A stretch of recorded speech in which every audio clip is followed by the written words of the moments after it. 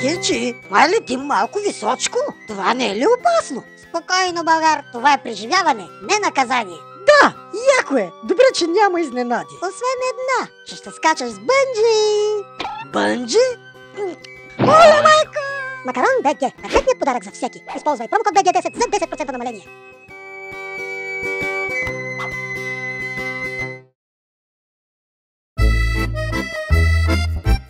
Къде съм?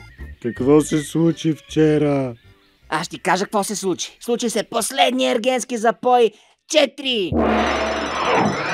Бичове, днес искам да си спретнем една спокойна културна вечеринка. Додено. Съгласни сме, нали? Напълно! А така, моите момчета, да вървим да покажем класа.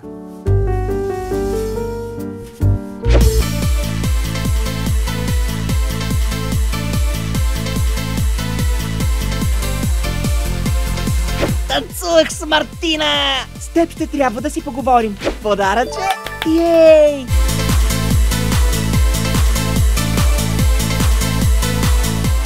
Бубе, трябва да поговорим!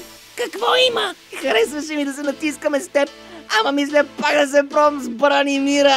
Аз няма да играя втора цигулка! Трета, ще се пробвам и на Клаудия. Това беше края! Повече не ме търси! Може ли да поговорим? Знаеш ли, че с момичетото ти измислихме прякор? Къв? Викаме ти Васляка. Ние пък ти викаме малката Даниела. Ей! Пипнах на Анна Мария силикона! Това беше края. Подаръче? Ах, как ме познаваш. Новата мисля. 100 пъти ти казах, че между нас няма да се получи. Май прибързах да бия шута на бубето. Как си, бубе?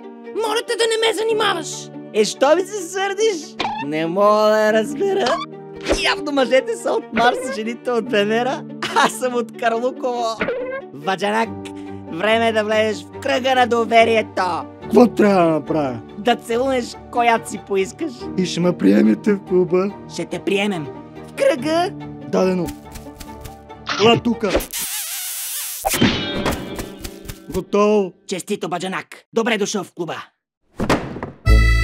Баджанака по Българ ТВ.